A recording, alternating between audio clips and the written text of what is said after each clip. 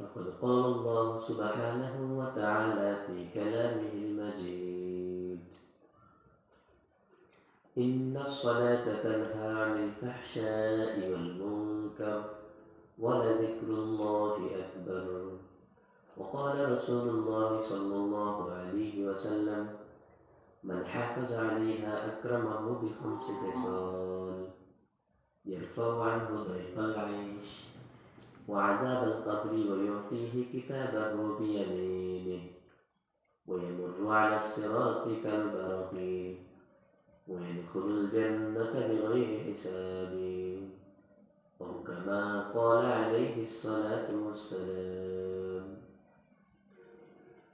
আল্লাহ তাআলার বহুত বড় ইহসান, ফজল ও করম যে আল্লাহ তাআলা আমাদেরকে পবিত্র জুমার দিনে আগে ভাগে মসজিদে আসার তৌফিক দিয়েছেন। এই জন্য দিল থেকে শুকরিয়া আদায় করি আলহামদুলিল্লাহ। দুনিয়ার জীবনটা অনেক অল্প সময়ের, যেভাবেই হোক আমাদের থেকে এই জীবনটা, এই সময়টা কেটে শেষ হয়ে যেতেছে। আমরা মনে করি দিন দিন আমি বড় হইতেছি, আসলে তো আমি দিন দিন কবরের দিকে অগ্রসর হইতেছি। আমার বয়স যদি 10 হয়, তাহলে আমি 10 বছর কবরের দিকে অগ্রসর হয়ে গেছি। আমার বয়স 20, তো 20-এর অর্থ হলো আমি 20 বছর কবরের দিকে আগায় গেছি। ধীরে ধীরে আমি কবরের দিকে অগ্রসর হইতেছি, আগাইতেছি। আমার বয়স 70-80, তো 70-80 হওয়ার কারণে আমার বয়স বেড়ে গেছে না, বরং আমি কবরের খুব কাছাকাছি চলে গেছি। 60 বছর 70 বছর কবরের দিকে আমি অগ্রসর হয়ে গেছি।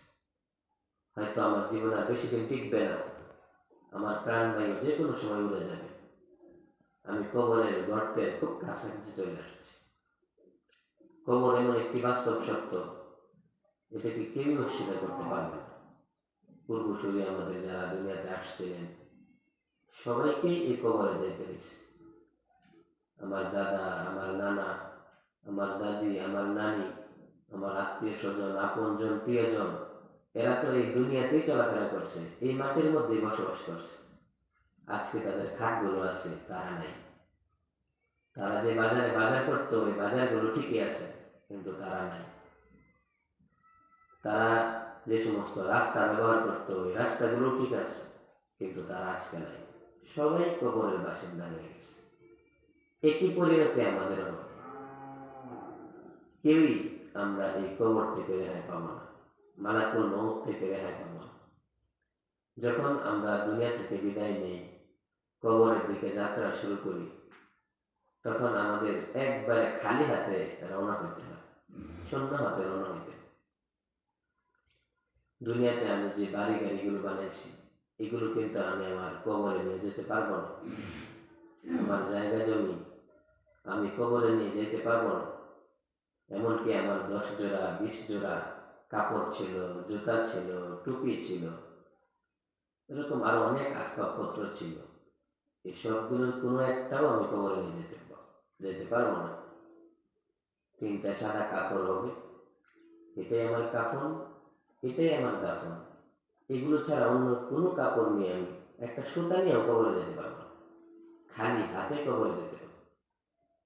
দুনিয়ার জিনিসগুলো দুনিয়াতেই থেকে যাবে, এগুলো আমার ওয়ারিশরা ভোগ করবে, আমার ছেলেমেয়েরা ভোগ করবে, আমার আপনজন যারা আছে, কাছের মানুষ যারা আছে, এরা এগুলোর মালিক হবে। সবগুলো কিন্তু তাদের জন্য রেখেই চলে যেতে হবে। এই জন্য রাসূল বললেন যে মানুষ দুনিয়াতে মনে করে এটা আমার সম্পদ, এটা আমার সম্পদ। আসলে সে যেগুলোকে নিজের সম্পদ দাবি করে, এগুলো প্রকৃত অর্থে তার সম্পদ না। তার প্রকৃত সম্পদ তো সেটা যেটা সে নিজে ভোগ করে। তো আমি টাকা খরচ করে একটা জিনিস কিনলাম, কেনার পরে যদি খাদ্য জাতীয় হয়, আমি এটা নিজে ভোগ করলাম, এটা আমার। অথবা আমি টাকা দিয়ে কোনো কাপড় কিনলাম, এই কাপড়গুলো আমি নিজে ব্যবহার করলাম, এটা আমার। আর দুনিয়াতে আমি আখেরাতের জন্য, কবরের শান্তির জন্য, জান্নাতের শান্তির জন্য কিছু দান সৎকার করলাম, আল্লাহর ব্যাংকে জমা রাখলাম, গরিবকে দান করলাম, মিসকিনকে দান করলাম, অসহায় দুস্থদেরকে দান করলাম, এরকম আমার কাছের আপনজন প্রিয়জন যারা আছে এদেরকে দান করলাম। তো এইগুলো আল্লাহর ব্যাংকে ভবিষ্যতের জন্য সে পাঠালো, এইটা তার নিজের জন্য। তো সে যে খাওয়া দাওয়া করলো এটা তার নিজের, সে যে কাপড় পরলো এটাও তার নিজের, সে যে আখেরাতে আল্লাহর ব্যাংকে জমা রাখলো এটা তার নিজের। এছাড়া দুনিয়ার কোনো বস্তুই নিজের না, সব হলো পর। দুনিয়ার বাকি সব বস্তু এটা পরে। আমার বিল্ডিং আমি মনে করি আমার না, আমি মারা গেলেই এটা আরেকজনের, এটা আমাদের ওয়ারিসদের হয়ে গেল। এই ওয়ারিসটা যখন মারা যাবে তখন এই ওয়ারিসদেরও ওয়ারিস থাকবে, তখন এটা তাদের হয়ে যাবে। তো জিনিস আমি যেটা নিজের দাবি করছি এটা মূলত আমার না। আমি যেটা ভোগ করতেছি, আমি যে কাপড় ব্যবহার করতেছি, আমি যে দান সৎকার আখিরাতে আল্লাহর ব্যাংকে জমা রাখতেছি, এটা শুধু আমার, আর বাকি সব অন্যের, বাকি সব অপরের। এই সবগুলো রেখে খালি হাতে আমার কবরে যেতে হবে। একজন বাদশা ছিলেন, বাদশা জুলকারনাইন। কোরআনের মধ্যে আল্লাহ তাআলা তার আলোচনা করছেন, তাকে ইস্কান্দার রুমিও বলে, বাংলায় আমরা তাকে বলি বাদশাহ শেখান্দর। বাদশাহ শেখান্দর অনেক বড় আল্লাহর ওলি ছিলেন, অনেক বড় বাদশাহ ছিলেন, অনেক বড় বুজুর্গ ছিলেন, আল্লাহর ওলি ছিলেন। উনি মৃত্যুর আগে কোরআনের মধ্যে আল্লাহ তার আলোচনায় এক পর্যায়ে বলছেন, সে হলো জুলকারনাইন। তার নাম মানে সিং, জু মানে ওয়ালা। এখানে সিং দ্বারা উদ্দেশ্য হলো দুই প্রান্ত, অর্থাৎ পূব পশ্চিম। তো আল্লাহ তাআলা তাকে বললেন সে হলো পূর্ব পশ্চিম, পূর্ব থেকে পশ্চিম পর্যন্ত ভ্রমণকারী ব্যক্তি, পশ্চিম থেকে পূব থেকে ভ্রমণকারী ব্যক্তি। তো এটা বলে আল্লাহ তাআলা ইশারা করলেন উনি হলেন সারা দুনিয়া, সারা বিশ্বকে ভ্রমণকারী ব্যক্তি। আল্লাহ তাআলা তাকে অনেক ক্ষমতা দান করেছিলেন, ফলে উনি পৃথিবীর এক প্রান্ত থেকে আরেক প্রান্ত পর্যন্ত ভ্রমণ করছেন। অনেক বড় বাদশাহ ছিলেন, দিনদার বাদশাহ ছিলেন। তো বাদশাহ জুলকারনাইন ইস্কান্দার রুমি উনি যখন মারা যাচ্ছিলেন, মারা যাওয়ার সময়ে তার আশেপাশের সাথীদেরকে বললেন, শোনো, আমি যখন মারা যাব তখন আমার তোমরা কাফন পরাবে, সাদা কাফন পরাবে, 3টা কাপড় পরাবে। কাফন পরানোর পরে আমার দুই দিকে দুই হাতটাকে বের করে রাখবে। যখন আমি খাটের মধ্যে থাকবো তো আমার ডান দিকে ডান হাত যেন খোলা থাকে, বাম দিকে বাম হাত যেন খোলা থাকে। আমার দুইটা হাতকে বাইরে রাখবা, খোলা রাখবা, কাপড়কে ঢেকো না। তখন সবাই তাকে প্রশ্ন করলো, হুজুর এই কথা কেন বলতেছেন? আমরা তো কাফনের কাপড় দিয়ে সবাইকে ঢেকে দিই, হাত সহ ঢেকে দিই, হাত খোলা রাখবো কেন? তো উনি বললেন যে আমি আমার দুইটা হাত খোলা রেখে দুনিয়ার মানুষকে বুঝাইতে চাইবো যে আমি দুনিয়াতে অনেক বড় লোক ছিলাম, অনেক বড় বাদশা ছিলাম, এক প্রান্ত থেকে আরেক প্রান্ত আমার দখলে ছিল, কিন্তু মৃত্যুর সময় আমি খালি হাতে কবরে যেতেছি। দুনিয়ার খাট আমি কবরে নিয়ে যেতে পারি নাই, কবরের মধ্যে ওই মাটিতে শুতে হবে। দুনিয়ার যে বালিশগুলো আছে এই বালিশগুলো নিয়ে আমি কবরে যেতে পারবো না। বিছানার কবরের মধ্যে বিছানা হবে এই মাটির বিছানা, সেখানে কোনো বালিশ থাকবে না। দুনিয়াতে দিনের বেলায় সূর্যের লাইট দরকার, রাতের বেলায় বিদ্যুতের লাইট দরকার, এছাড়া তো আমরা চলতেই পারি না। কিন্তু যখন কবরে যাব, না সেখানে সূর্যের লাইট থাকবে, না সেখানে বিদ্যুতের লাইট থাকবে, 6 দিক থেকে মাটি থাকবে। 6 দিকে মাটি থাকার কারণে একটা অন্ধকার ঘর হবে। অন্ধকার ঘরের মধ্যে পোকামাকড়, মশা মাছি, সাপ বিচ্ছু এগুলো বেশি থাকে। তো ওই ঘরটাই হলো পোকামাকড়ের ঘর। কবরে রাখা হবে তো চতুর্দিক থেকে পোকামাকড় আসা শুরু করবে। এই ঘরটা এটা মাটির ঘর, মাটির ঘরে পোকা থাকে। যখনই কবরে রাখা হবে চতুর্দিক থেকে সাপ আসা শুরু করবে। এটা মাটির ঘর, মাটির ঘরের মধ্যে সাপ আর থাকে। কিন্তু আমার যদি ইমান ঠিক ঠিক থাকে, আমল ঠিক থাকে, তখন আমার আমল এই পোকামাকড় থেকে আমাকে বাঁচাবে। আমার নামাজ আমাকে বাঁচাবে। নামাজ বলবে, দুনিয়াতে সে আমাকে কায়েম করছিল, কত কষ্ট করে সকালে দুপুরে রাতে এভাবে নামাজ পড়ছে, আমি নামাজ তার সাথে ছিলাম, সে আমাকে দুনিয়াতে কায়েম করছে, প্রতিষ্ঠা করছে। আমি নামাজের আমল থাকতে তোমরা এদিকে আসতে পারবে না। তখন নামাজ তাকে চতুর্দিক থেকে, আজাদ থেকে, পোকামাকড় থেকে, সাপ বিচ্ছুর কামড় থেকে বাঁচাবে। এই নামাজ আমাদের ঠিক করা আছে। নামাজ তোমাকে কবরে বাঁচাবে, এই নামাজ আমাকে হাসরে বাঁচাবে, জাহান্নাম থেকে বাঁচাবে। জাহান্নামীরা যখন জাহান্নামে যাবে, সেখানে জাহান্নামের তাপ, জাহান্নামের আগুন, এগুলো সহ্য করতে না পারার কারণে তারা তাদের হাত পা কামড়ায় খেতে শুরু করে। কোরআনের মধ্যে আল্লাহ তাআলা বলেন, ইরশাদ করেন, ইয়াউমা ইয়া'আদু যালিমু আলা ইয়াদাই, জালেম ব্যক্তি, জাহান্নামী ব্যক্তি, আলা ইয়াদাই, তার হাতকে কামড়াতে শুরু করবে, তার শরীরের সবগুলো অঙ্গকে কামড়ায় খেতে শুরু করবে। সে মনে করবে, আমি যদি আমাকে কামড়ায় শেষ করে দেই তাহলেই শেষ, আর কোনো আযাব হবে না। না, তার ধারণা ভুল। সে কোনোদিন শেষ হবে না। জাহান্নামে ঢুকলো তো চিরকালের জন্য ঢুকবে, সারা জীবন তার শাস্তি হবে।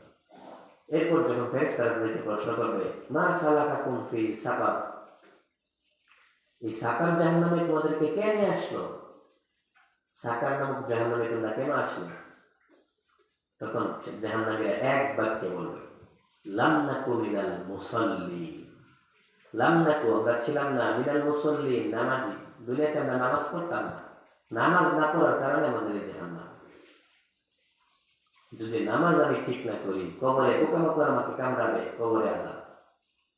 নামাজ আমি ঠিক না করি, জাহান্নামে যেতে হবে। জাহান্নাম তো জাহান্নামী, জাহান্নাম তো জাহান্নামী। এটা আল্লাহর নিজ হাতে জ্বালানো একটা অগ্নিকুণ্ড, আল্লাহর হাতে জ্বালানো আগুন। 30,000 বছরে আগুনকে উত্তপ্ত করা হয়েছে। এখনো জাহান্নাম বিদ্যমান আছে, আল্লাহ সৃষ্টি করে রাখছেন। জাহান্নাম এবং জান্নাত এগুলো মাখলুক, মাখলুক মানে সৃষ্ট, আল্লাহ এগুলোকে সৃষ্টি করে রাখছেন। আমরা যে মাটির মধ্যে হাঁটা চলা করি, এই মাটির ভিতরে আল্লাহ তাআলা জাহান্নামকে সৃষ্টি করে রাখছেন। আর জাহান্নামের চতুর্দিকে পাথরে অথবা লোহা, এই জাতীয় পদার্থ দিয়ে শক্ত শক্ত প্রাচীর নির্মাণ করে রাখছেন। তো জাহান্নাম জাহান্নামের মতো করে অবস্থান করতেছে, কিন্তু তার উত্তাপ বেশি হওয়ার কারণে সাগরের মধ্যে যেমন একটা ঢেউ আরেকটা ঢেউর উপর আছড়ে পড়ে, ঠিক এরকম জাহান্নামও একটা অংশ আর একটা অংশের উপর ওই ঢেউ ফেলতেছে, আছড়ে পড়তেছে। তো এর মধ্যে জুব্বুল হুজুন নামে একটা অংশ আছে। তো জাহান্নামের জুব্বুল হুজুন যে পার্টটা আছে, এটা অনেক ভয়ঙ্কর। অন্যান্য জাহান্নামের অংশগুলো তার ব্যাপারে আল্লাহর কাছে 100 বার আশ্রয় চায়, আল্লাহ আমাদেরকে জাহান্নামের মধ্যে রাখো, কিন্তু জুব্বুল হুজুন থেকে দূরে রাখো। জুব্বুল হুজুনের শাস্তি আমাদের সহ্য হয় না, এর তাপ আমাদের বরদাস্ত হয় না। জাহান্নাম জাহান্নামের তাপ সহ্য করতে পারে না, মানুষ কি করে ওই তাপ সহ্য করবে? দুনিয়ায় যে সূর্যের আলো চৈত্র মাসে আমাদের কাছে পৌঁছে, এটা কত দূর থেকে পৌঁছে। মোমবাতির যে আগুনটা আছে, এটা কত মানে কম, এটার চেয়ে 70 গুণ বেশি তাপ হবে জাহান্নামের আগুনের। ওই তাপটা যখন একজন মানুষকে উপর রাখা হবে, তখন সে কি করে সহ্য করবে? মোমবাতির তাপ এটা সে সহ্য করতে পারে না। আমরা যদি আমাদের আঙ্গুলকে মোমবাতির উপর রাখি, কয় সেকেন্ড সহ্য করতে পারবো? কয়লার আগুনের উপর আমার হাতটা রাখি, কয় সেকেন্ড সহ্য করতে পারবো? এই দুনিয়ার তাপ, এই দুনিয়ার তাপের চেয়ে 70 গুণ বেশি হবে জাহান্নামের তাপ। ওই তাপ কারোই সহ্য হবে না। তো জাহান্নাম আল্লাহর কাছে একবার আল্লাহর কাছে আবেদন করলো যে, আল্লাহ, আমার মধ্যে অত্যধিক গরম, আবার ঠান্ডার শাস্তিও আছে, অত্যধিক ঠান্ডা, সুতরাং আমাকে একটু শ্বাস ফেলার অনুমতি দেয়। তো আল্লাহ তাআলা তাকে গরমকালে একটা শ্বাস ফেলার অনুমতি দিয়েছেন। তো জাহান্নামকে একটু আগে বললাম, আমরা যে মাটিতে চলাফেরা করি এটার ভিতরে আছে, চতুর্দিকে আল্লাহ তাআলা পাথর দিয়ে বেষ্টনী দিয়ে রাখছে। তো জাহান্নাম আল্লাহর কাছে আবেদন করলো, আল্লাহ আমাকে একটু শ্বাস ফেলার অনুমতি দেন। তো গরমকালে আল্লাহ তাআলা অনুমতি দিয়েছেন যে তুমি দুইটা শ্বাস ফেলতে পারবে, একটা হলো গরমকালে আর একটা হলো শীতকালে। তো গরম এটাও জাহান্নামের শাস্তি, ঠান্ডা এটাও জাহান্নামের শাস্তি। মানুষ যদি জাহান্নামের মধ্যে ঠান্ডা চায় তো আল্লাহ তাআলা ঠান্ডা দিবেন, কিন্তু এইটাও শাস্তি হিসেবে দেবেন। এত ঠান্ডা দিবেন যে সে কাঁপতে শুরু করবে, ঠান্ডার কারণে সে মারা যাবে, এরকম ঠান্ডা দিয়ে আল্লাহ কষ্ট দিবেন। জাহান্নাম মানে কষ্টের জায়গা, যে যেমন চাইবে তাকে ওইটাই দেওয়া হবে, কিন্তু শাস্তি। খাদ্য চাইবে তো খাদ্য দেওয়া হবে, কিন্তু কাঁটাদার খাদ্য। পানি চাইবে তো পানিও দেওয়া হবে, কিন্তু পানি দেওয়া হবে ফুটন্ত পানি, কষ্টের করে সবগুলো দেওয়া হবে। তো গরমকালে সে শ্বাস ফেলার অনুমতি পেল। রাসূল বলেন জাহান্নাম যখন গরমকালে শ্বাস ফেলে তখন এই গরমকালের মধ্যে সবচেয়ে বেশি গরম করে, গরমকালে যে বেশি গরম করে এই গরমটা জাহান্নামের শ্বাস থেকে আসে। আর শীতকালে আল্লাহ তাআলা অনুমতি দিয়েছেন যে শীতকালে তুমি আরেকবার শ্বাস ফেলবে। তো শীতকালেও সে একবার শ্বাস ফেলে, ওই শ্বাস ফেলার কারণে শীতকালের মধ্যে সবচেয়ে বেশি শীত পড়ে, কোথাও একবারে তুষারপাত হয়, এমন ঠান্ডা হয়ে যায়। ওইটা হলো জাহান্নামের শ্বাস থেকে আসে। তো যেটা বলতেছিলাম, এই জাহান্নামের মধ্যে মানুষ যাবে নামাজ ঠিক না করার কারণে। কোরআনের মধ্যে আল্লাহ বলেছেন লাম নাকু মিনাল মুসাল্লিন, জাহান্নামীরা বলবে আমরা তো ঠিকমতো নামাজ পড়তাম না। এই নামাজ না পড়ার অপরাধে আমাদেরকে জাহান্নামে দেওয়া হবে। তো নামাজ যদি আমার ঠিক হয় ওই জাহান্নাম থেকে নাজাত পাবো, জান্নাত পাবো। নামাজ যদি আমার ঠিক হয় তাহলে আমি কবরের পোকামাকড়, সাপ বিচ্ছু, আযাব গজব এগুলো থেকে আমি নাজাত পাবো। জান্নাত আমার কবর আমার জন্য একটা জান্নাতের টুকরা হবে। রওজাতুম মিন রিয়াজিল জান্নাহ, আল কবরু রওজাতুম মিন রিয়াজিল জান্নাহ। রাসূল বলেন কবর তার জন্য একটা জান্নাতের টুকরা। এই জন্য আমাদের নামাজকে ঠিক করা চাই। নামাজ আমি কোনো রকম পড়লাম হবে না, শুদ্ধভাবে সঠিকভাবে নামাজটা পড়তে হবে। মসজিদে নববীর ঘটনা, রাসূল মসজিদে নববীতে বসা, এমন সময় এক সাহাবী আসলেন, বুখারী শরীফের হাদিস, এসে রাসূলের সামনে নামাজ পড়লেন। নামাজ পড়ে রাসূলের সাথে কথা বলার জন্য সালাম দিলেন, আসসালামু আলাইকুম ওয়া রাহমাতুল্লাহ। সাহাবী রাসূলকে সালাম দিলেন, রাসূল তার জবাব নিলেন, নিয়ে বললেন ভাই তুমি কি নামাজ পড়লা? তুমি উঠো, ফারজি তুমি এখান থেকে চলে যাও। সাল্লি ফাইন্নাকা লাম তুসাল্লি, তুমি আবার নামাজ পড়ো, তোমার নামাজ হয় না। রাসূলের সাহাবী রাসূলের সামনে নামাজ পড়লো, রুকু করলো, ঠিক সিজদাও করলো, ওযু ঠিক মতো করলো, কিন্তু রাসূল তাকে দেখে বললেন তোমার নামাজ হয় না। এরপর উনি আবার ওযু করছেন, আবার নামাজ পড়ছেন, রাসূল কি কথা বললেন তোমার নামাজ হয় না। সাহাবী তৃতীয়বার ওযু করলেন, নামাজ পড়লেন, রাসূল একই কথা বললেন তোমার নামাজ হয় না। এরপরে এই সাহাবী ছিলেন গ্রামের সাহাবী।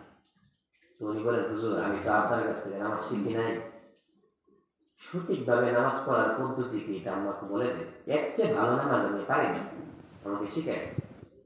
তখন রাসূল বললেন তুমি বসো, যখন তুমি নামাজের জন্য দাঁড়াবে তখন সুন্দর করে তাকবীরে তাহরিমা পড়বে, কিরাত করবে, ধীরস্থিরভাবে রুকু করবে। তুমি যে রুকু করছিলা, রুকুতে গেছো আর উঠছো, এটা তো রুকু হয় নাই, এটা তো মাথা ঝুঁকানো হয়েছে। তুমি রুকুতে গেছো আর উঠছো, এটা তো হাঁটু ধরা হয়েছে, রুকু হয় নাই।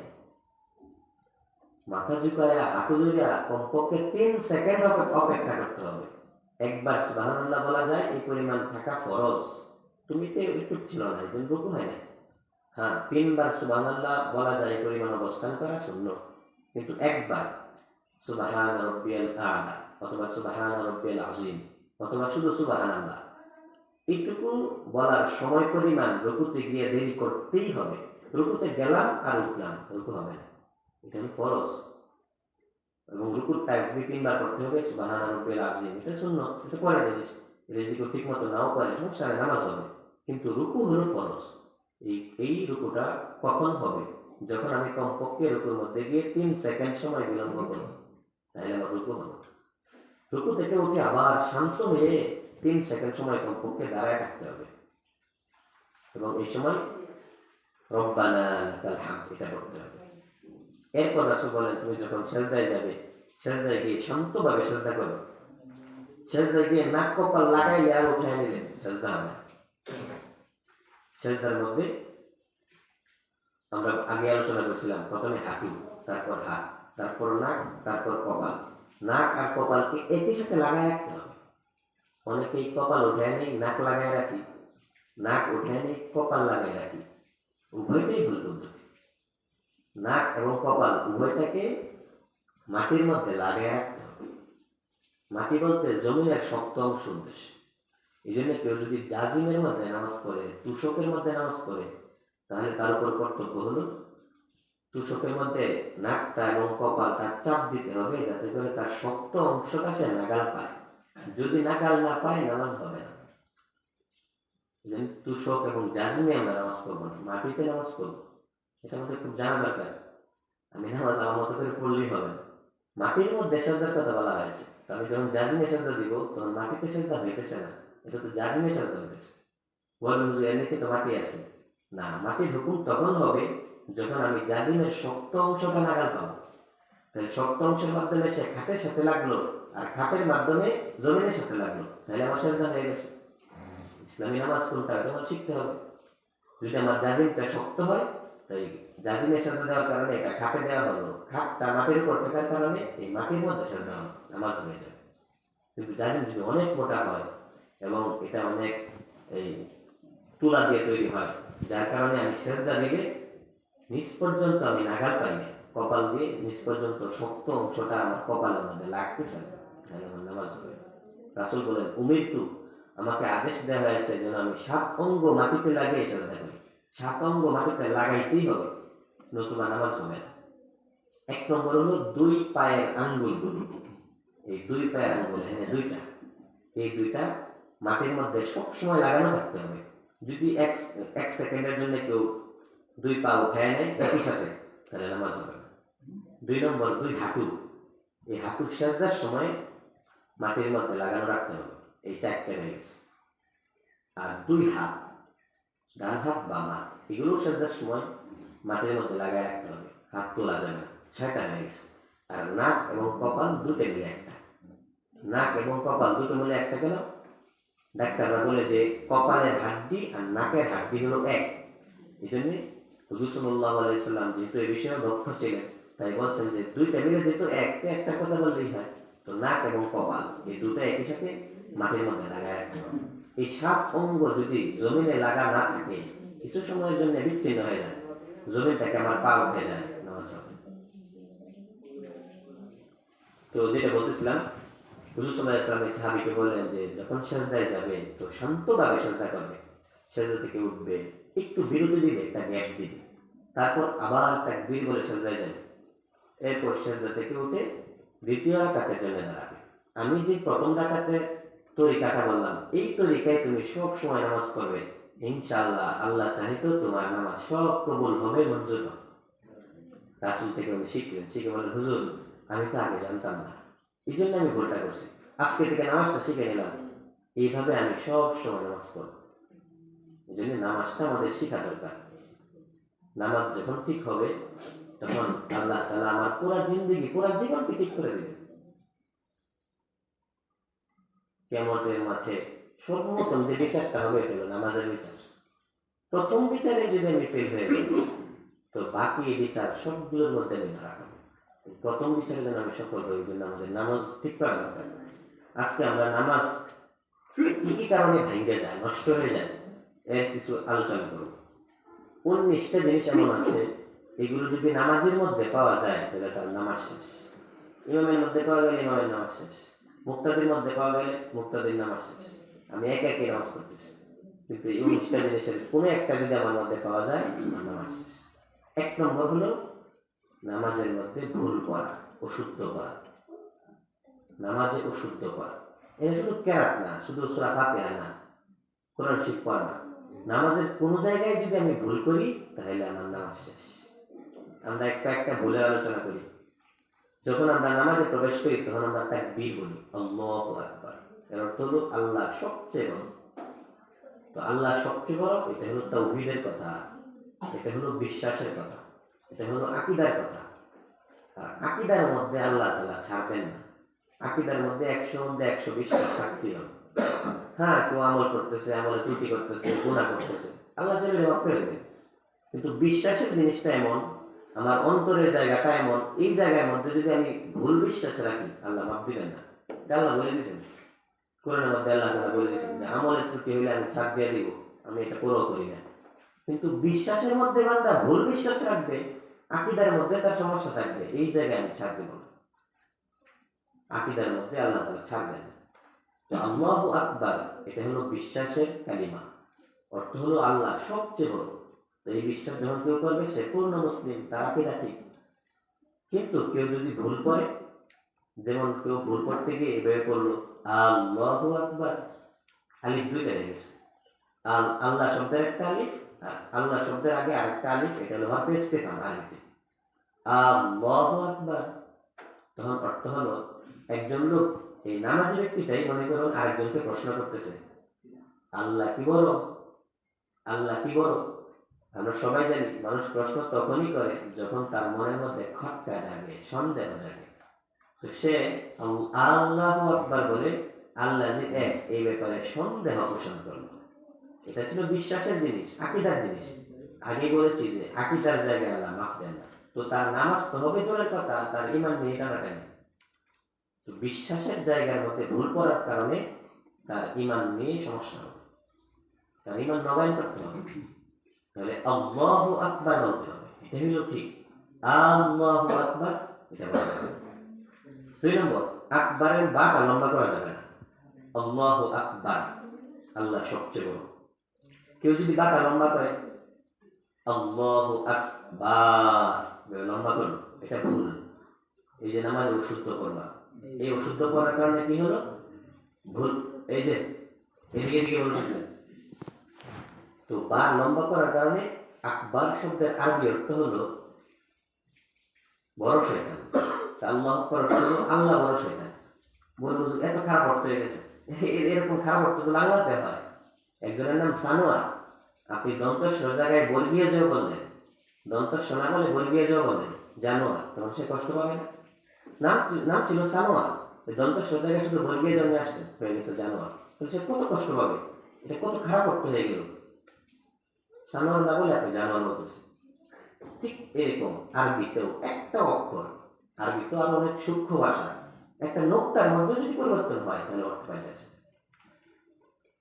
আমরা সূরা ইখলাস করি, কুল হুয়াল্লাহু আহাদ, এর অর্থ হলো হে নবী আপনি বলে দিন আল্লাহ হলেন এক, তিনি একজন, তিনি দুইজন না, তিনজন না, 10 জন না, আল্লাহ হলেন এক। এটা কোরআনের আয়াত, সূরা ইখলাসের আয়াত। এই কুলের মধ্যে অর্থ হলো হে নবী আপনি বলে দিন আল্লাহ এক। এবার কেউ ঠিক মতো করলো না, নামাজের মধ্যে অশুদ্ধ করলো, অশুদ্ধ কুল না বলে বললো কুল। কুলের অর্থ হলো হে নবী আপনি খাওয়া দাওয়া করেন, দুপুরে খান, সকালে খান, রাতে খান, হে নবী আপনি খাওয়া দাওয়া করুন। এখানে আল্লাহ তাআলা আদেশ দিচ্ছেন হে নবী আপনি বলে দিন, কিন্তু অশুদ্ধ করার কারণে অর্থ হয়ে গেল হে নবী আপনি খাওয়া দাওয়া করুন। ঠিক ওয়ানহার এই এপিসোডের মধ্যে আছে ফাসাল্লি লিরাব্বিকা ওয়ানহার। ওয়ানহার অর্থ হলো আমরা যে ঈদুল আজহার সময় যে কুরবানি করি, আল্লাহ তাআলা সূরা ইখলাসের এই আয়াতের মধ্যে কুরবানির আদেশ দিয়েছেন। ওয়ানহার হে নবী ঈদুল আজহার সময় আপনি কুরবানি করুন, আপনার উম্মতের জন্য কুরবানি করুন। কিন্তু ওয়ানহার না বলে আমি যদি বলি ওয়ানহার, তখন অর্থ হয়ে যায় হে নবী আপনি খাল খনন করুন। আল্লাহ বলছেন কুরবানি করার জন্য, এখানে নবী যদি করেন, নবী আমরা বাদ দিয়ে নবীও যদি করেন যে এখানে খাল খনন করুন, তাহলে এই জায়গার মধ্যেও নামাজ হবে না, নামাজ অশুদ্ধ করা হচ্ছে। সূরা ফাতিহার মধ্যে আসে আলহামদুলিল্লাহ, অর্থ হলো সকল প্রশংসা আল্লাহর জন্য। এই হাটা যদি কেউ হাই হাওয়াজ দিয়ে পড়ে, বড় হাত দিয়ে পড়ে, তখন অর্থ হয় আলহামদুলিল্লাহ, সকল বদনাম আল্লাহর জন্য। এরকম বললে কি নামাজ হবে? ঈমান নিয়ে তো টাকা নেই, বদনাম সব আল্লাহর জন্য দিয়ে দিলেন। তো এই জন্য যে ফতোয়া আলমগীরি, ফতোয়া শামী আরো অনেক বড় বড় কিতাবের মধ্যে আছে, যদি কেউ এই নামাজের মধ্যে অশুদ্ধ করে, ভুল করে, তাহলে তার নামাজ নষ্ট হয়ে যাবে, নামাজ হবে না। সূরা কাফিরুনের মধ্যে আছে কুল ইয়া আইয়ুহাল কাফিরুন লা আ'বুদু মা তা'বুদুন, অর্থ হলো হে কাফিররা তোমরা যে মূর্তির পূজা করো আমি মুহাম্মদ সেই নবীর পূজা করব না, এর অর্থ। কিন্তু কেউ যদি লাটা লম্বা না করে তাহলে অর্থ হবে যে হে কাফেররা তোমরা যে মূর্তির পূজা করো আ'বুদু, আমিও সেই মূর্তির পূজা করব। অর্থ পাল্টে গেছে, শুধু লামটা লম্বা না করার কারণে, লা আবুদু মা তা'বুদু, তো লা লম্বা না করার কারণে অর্থ পাল্টে যেতেছে। মূর্তির পূজা আমি সাপোর্ট করতেছি, তো মূর্তি পূজা এটা হলো শিরিক। এটা আল্লাহর সাথে অনেক বড় অংশীদারিত্ব করা, এটা আল্লাহ মাফ করবেন। যখন আমরা দোয়া কুনুত করি, দোয়া কুনুতের মধ্যে আমরা বলি ওয়ালা নাকফুরুকা, বলি না ওয়ানাসজুদু ওয়ালা নাকফুরুকা, ওয়ালা নাকফুরুকার মধ্যে যদি লা লম্বা করি তাহলে অর্থ হলো হে আল্লাহ, আমরা আপনাকে অমান্য করি না, আমরা আপনাকে অস্বীকার করি না, আমরা আপনাকে ইলাহ মনে করি, আল্লাহ মনে করি। আর যদি লাটাকে লম্বা না করে ওয়ালা নাকফুরুকা, তখন অর্থ হলো হে আল্লাহ, আমরা আপনাকে মানি না, আপনার নবী মানি না, কিচ্ছু মানি না। আমি তো পড়তেছি নামাজ, কিন্তু ভুল করার কারণে আমি বলে ফেলতেছি আল্লাহ মানি না। অর্থ তো ঠিকই হয়ে যেতেছে ওইটা, বলবেন যে আমি বুঝতেছি না। তো বুঝতেছি না বলে কেউ যদি জানোয়ারের জায়গায় জানোয়ার বলে, তখন আপনি এটা মেনে নেবেন? আল্লাহ এই জায়গায় কেন মেনে নেবেন? বুঝতেছি না বলে এই জন্য আমার ঠিক করা দরকার। তো নামাজে অশুদ্ধ করা একটা খুব খারাপ, খুব মারাত্মক অন্যায়, এটার কারণে নামাজটাই নষ্ট হয়েছে। এই জন্য আমাদের করণীয় হলো যেই সূরাগুলো দিয়ে আমি নামাজ পড়বো, এই সূরাগুলো আমার ভালো করে একজন হুজুরকে শোনাইতে হবে। যখন আমি একজন হুজুরকে শোনাইবো যে হুজুর আমি সূরা ফাতিহাটা এভাবে পড়ি, তো হুজুর ভুলগুলো ঠিক করে দেবে। আরো 4টা সূরা আছে। আমি একটু কথা বলি এখানে। জি, এখানে আমরা যারা আছি আর কি বয়স্ক যারা আছে, আমরা তো মাদ্রাসা অনেকে পড়ে নাই, পড়াশোনা করে নাই। এখন এই রূপ থেকে আমরা কিভাবে মুক্তি পাইতে পারি? আমরা এই যে বুড়া মানুষ যারা আছে, আপনি যে কথা বলতেছেন, যে ব্যাখ্যা দিতেছেন, আমরা 90টাই ভুল। এখন আমরা উপায়টা কি? আমরা কি করতে পারি? এই উপায়টাই আমরা বলবো। খুব সুন্দর প্রশ্ন করছেন। তো উপায়টা হলো আজকে থেকেই আমি একটা কায়দা কিনে নিব, কায়দা কিনে নিয়ে আমি পড়া শুরু করে দেবো। যখন হুজুরের কাছে আমি পড়বো, অথবা আমার একজন আপন জন আছে, সে কোরআন পারে, তার কাছে যখন আমি পড়বো, তখন আমার ধীরে ধীরে ভুলগুলো সংশোধন হবে। আমি এই কথা বলছি না যে পুরা কোরআন শুদ্ধ করে নেন, আমি এটুকু বলতেছি যাতে সূরা ফাতিহা ঠিক হয় আর 4টা সূরা ঠিক হয়। এটুকু ঠিক হলে তো আমার নামাজ হয়ে যেতেছে। নামাজের মধ্যে তোমার পুরা কোরআন শিখ পড়তে হইতেছে না, সূরা ফাতিহা লাগে আর 4টা সূরা লাগে। এগুলো যখন আমি কায়দা পড়া শুরু করবো, ধীরে ধীরে আমার এগুলো সংশোধন হয়ে যাবে। বলেন হুজুর বয়স হয়ে গেছে, আপনার কি আবু বকরের চেয়ে বেশি বয়স হয়ে গেছে? উনি 40 বছরে মুসলমান হয়েছেন। আপনার কি উমর ওসমান এদের চেয়ে বেশি বয়স হয়ে গেছে? কেউ কেউ 60 বছরে মুসলমান হয়েছেন। 60 বছরে হয়ে যদি উনি কোরআন শিখতে পারেন, আমরা কেন পারবো না? এই জন্য বয়স হয়ে গেছে এই কথা বললে হবে না। বয়স হয়ে গেছে এই কথা কিন্তু আল্লাহ মানবেন না। আমি আমার জায়গায় চেষ্টা শুরু করবো। হ্যাঁ, 2 বার করছি, 3 বার করছি, 10 বার চেষ্টা করছি, আর এরপরও পারছি না, তাহলে আল্লাহ দেখবেন বান্দা চেষ্টা করছে কিন্তু পরে পারছে না, তখন আল্লাহ আমাকে মাফ দিয়ে দেবেন। আমার থেকে চেষ্টাটা লাগবে। আমি যদি এখন থেকে চেষ্টা শুরু করি, অনেকটাই ঠিক হয়ে যাবে, অনেকটাই ঠিক হয়ে যাবে। আর বাকি একটুর জন্য আমি আল্লাহর কাছে বলবো, আল্লাহ আমি তো চেষ্টা করছি, যেটুকু চেষ্টা করছি এটুকুর কারণে আমি আল্লাহ মাফ পেয়ে যাবো। তো সহজ কথা হলো যে সূরা ফাতিহা আছে, এটা আমরা হুজুর থেকে ঠিক করে নিব। এরপরে 4টে সূরা, 4 রাকাত নামাজ পড়ার জন্য 4টে সূরা দরকার। আমার যে 4টে সূরা সহজ লাগে, এই 4টে সূরা শিখে নিব। এরপর হলো নামাজের যে উঠা বসার তাসবিহগুলো, আল্লাহু আকবার, সামি আল্লাহু লিমান হামিদা, রব্বানা লাকাল হামদ, আত-তাহিয়াতু, দুরূদ শরীফ, এরপর হলো দোয়া মাসরা। তো এই জিনিসগুলো আমি শিখে নিব। বাড়িতে থেকে এই সময়টা বের করা অনেক কঠিন। যদি আমি 3 দিনের জন্য আল্লাহর রাস্তায় বের হই, তখন আমার দুনিয়ার কোনো কামই নাই, ওখানে গিয়ে সবগুলো ঠিক করতে পারবো। 3 দিনে হয়েছে না, তাহলে আপনি 10 দিনের জন্য বের হন, 40 দিনের জন্য বের হন। 40 দিনের জন্য যখন আপনি একটা চিল্লা দিবেন, 40 দিন পরে এসে দেখবেন যে আলহামদুলিল্লাহ আপনার সব ঠিক হয়ে গেছে। এটা আমার দরকার। দুনিয়ার যেমন আমার অনেক কিছু দরকার, কবরের জন্য তো আমার এটা দরকার। আমি শুরুতেই আলোচনা করছি যে কবরের মধ্যে আমাদের সবার খালি হাতে যেতে হবে। আমাদের অনেকের অবস্থা দেখে আফসোস হয়। আমার আব্বা মারা গেলেন, তার জানাজার জন্য আমি দাঁড়াই, কিন্তু আব্বার জন্য দোয়াটা পাই না, জানাজার দোয়াটা পাই না। এর চেয়ে কপাল পরা সন্তান আর হইতে পারে না। বাবার জানাজার জন্য সে দাঁড়াইছে, কিন্তু জানাজার জন্য বাবার জন্য কি দোয়া করবে সে জানে না। আমি যদি তবলিগে যাই, দোয়াগুলো শিখতে পারবো। 40 দিনে গিয়ে যদি আমার এই জিনিসগুলো শিখা হয়ে যায়, এটা আমার সারা জীবনের পুঁজি হবে। কবরে আমার এই 40টা দিনই কাজে লাগবে। আর বাকি যে সময়গুলো দিলাম, পরিবারকে দিলাম, সন্তানকে দিলাম, অনেক কিছুকে দিলাম, তারা একটা নামাজ ত্যাগ বা অন্য কোনো শাস্তির ভাগ নেবে না। সন্তান এসে বলবে না, আব্বা তুমি তো আমাদের জন্য নামাজ চাচ্ছিলা, কিছু শাস্তি আমরা রাজি হলাম, আর কিছু শাস্তি তুমি নাও। একজন সন্তান রাজি হবে, আমার শাস্তি আমাকেই ভোগ করতে হবে। এই জন্য শাস্তির বিষয় যেহেতু আমার, কাজেই শেখার দায়িত্ব আমার। আমি কিছু সময়ের জন্য আমি তার দিকে বের হই। যদি বের হই, ওখানে গিয়ে দেখবো আমার ওজুর যে ভুলগুলো আছে এগুলো অনেক ভুল রয়ে গেছে, আমার ঠিক হবে, আমার গোসল ঠিক হবে, আমার নামাজ ঠিক হবে, কোরআন শিখতে ঠিক হবে, ছোট ছোট যে সূরাগুলো আছে এগুলো ঠিক হবে। এই জন্য এই অশুদ্ধ জিনিস শেখার জন্য, শুদ্ধ করার জন্য আমাদের কিছু সময় হুজুরকে, বাড়িতে যতদিন আসি একটু হুজুরের কাছে সময় দিব, হুজুর আমার শিখাই দেবে। আর যদি আমরা সময় পাই, আমরা আল্লাহ রাস্তায় বের হই 3 দিন 10 দিন, তখন ওই জায়গায় একজন আমির থাকবেন, আমিরকে শিখাই দেবে। তো নামাজ অশুদ্ধ করা, এটা হলো নামাজ বন্ধের কারণ। 2 নম্বর হলো নামাজের ভিতর কথা বলা। নামাজের মধ্যে যদি কেউ কথা বলে তাহলে তার নামাজ নষ্ট হয়ে যায়। এখন শীতকাল আসতেছে, অনেক সময় প্রয়োজন ছাড়া কাশি দিই। কেউ তো এরকম আছে যে রুকু একটু দেরি হয়ে গেছে, সেজদা হুজুরের একটু দেরি হয়ে গেছে, সালাম ফেরাইতে হুজুরের একটু দেরি হয়েছে, তখন একটু কাশি দেয়, এই যে এরকম করে। এটা হলো বিনা ওজরে কাশি। এই বিনা ওজরে কাশি দেওয়ার কারণে যে হুজুর এই কাজটা করলো তার নামাজ শেষ। আপনি তো আল্লাহর সামনে দাঁড়াইছেন, এখন অন্য কাজে কেন ব্যস্ত হয়ে গেছেন? এখন আপনি আল্লাহকে সময় দিবেন। এরপরে একটা হয়তো মশা আপনাকে কামড় দিল, আপনি ইস বলে ফেললেন, ইস। তো 2 অক্ষর দিয়ে যদি কোনো শব্দ হয়ে যায়, সাথে সাথে এটা কথা হয়ে যায়, কথা হওয়ার কারণে নামাজ নষ্ট। এই জন্য নামাজের মধ্যে একটা মশা কামড় দিছে বা আমি একটু ব্যথা পাইছি, এই জন্য ইস এরকম বলা যাবে না। ইস বললেই আমার নামাজ শেষ। কেন? নামাজের মধ্যে আমি আল্লাহকে সময় দিতেছি। যখন আমি আল্লাহকে সময় দেওয়ার জন্য দাঁড়াইছি, তখন ইস, উফ, আফ এগুলো বলতে পারবো না। হ্যাঁ, একজন অসুস্থ মানুষ সে কাতরাইতেছে, তার মুখ দিয়ে অস্বাভাবিক কষ্টে বা অসুস্থতার কারণে মুখ দিয়ে অনেক শব্দ বেরিয়েছে, এটার কারণে মানুষ হবে। কিন্তু অসুস্থতা ছাড়া, উজর ছাড়া কেউ যদি নামাজের মধ্যে কোনো ধরনের কথা বলে, গলা ঝাড়া দেয়, তাহলে নামাজ নষ্ট হয়ে যাবে। এই জন্য নামাজ ভঙ্গের 2 নম্বর কারণ। 3 নম্বর কারণ হলো নামাজের ভিতর সালাম দেওয়া। কেউ যদি নামাজের ভিতর সালাম দিয়ে দেয়, অথবা বাইরে থেকে কেউ সালাম দিল, তো আপনি নামাজে আছেন, নামাজের মধ্যে বলে দিলেন ওয়া আলাইকুম আসসালাম, আপনার নামাজ সাথে সাথে শেষ। নামাজের ভিতর সালাম দেওয়া যাবে না, সালাম নেওয়া যাবে না। এখন প্রশ্ন হলো, এভাবে 19টা কারণ আছে। এই কারণগুলো যদি আমাদের মধ্যে পাওয়া যায়, তাহলে কি করতে হবে? তখন এই নামাজটা আবারও করতে হবে। যখন আমি জানবো যে আমার মধ্যে এই ভুলটা হয়ে গেছে, সাথে সাথে এই নামাজটা আরেকবার করে নেব, আল্লাহ তাআলা ওই নামাজটা কবুল করে নেবেন।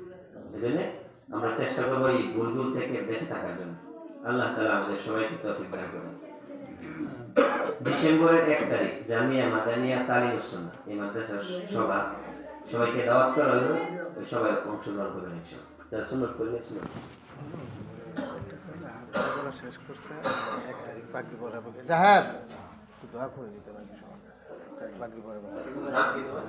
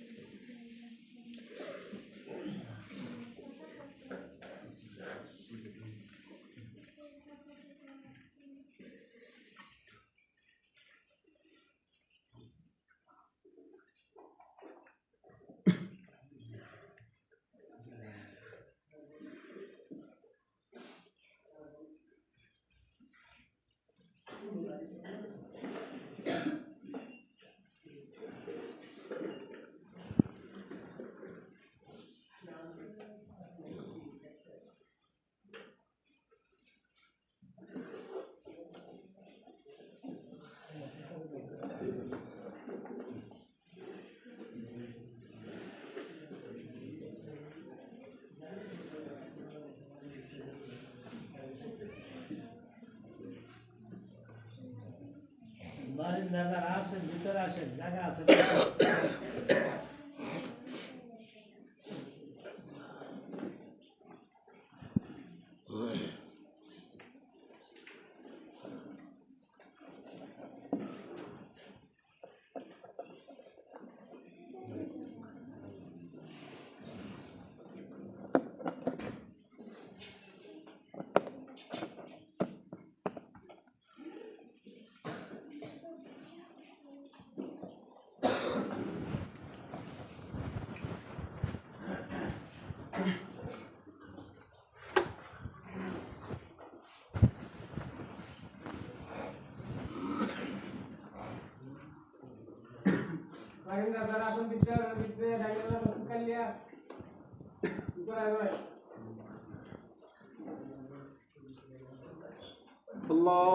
الله أكبر الله أكبر الله أكبر الله أكبر أشهد أن لا إله إلا الله أشهد أن لا إله إلا الله أشهد أن محمد رسول الله أشهد أن محمد رسول الله حي على الصلاة حي على الصلاة حي على الفلاح حي على الفلاح الله أكبر الله أكبر لا إله إلا الله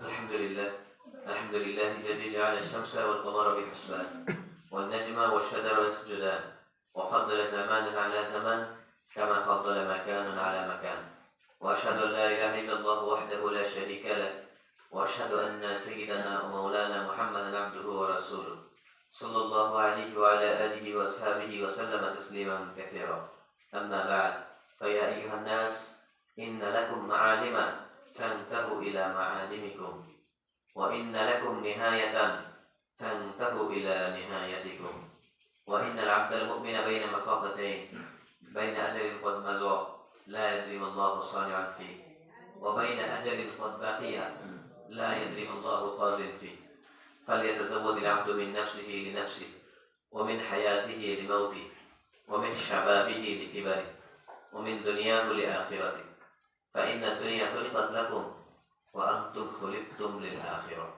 فوالذي نفسي بيده ما بعد الموت من مستعتب ولا بعد الدنيا دار إلا جنة أبي النار أقول قولي هذا وأستغفر الله لي ولكم ولسائر المسلمين فاستغفروه إنه هو الغفور الرحيم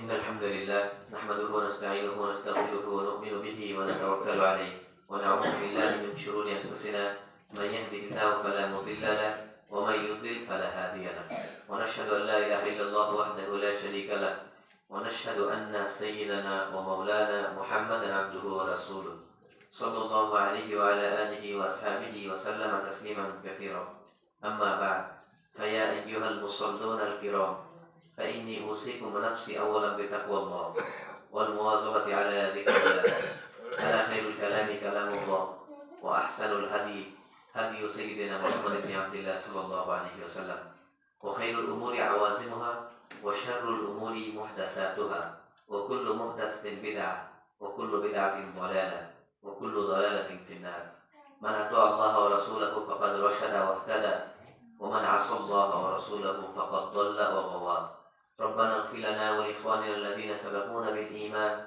ولا تجعل في قلوبنا غلا للذين آمنوا ربنا إنك رؤوف رحيم.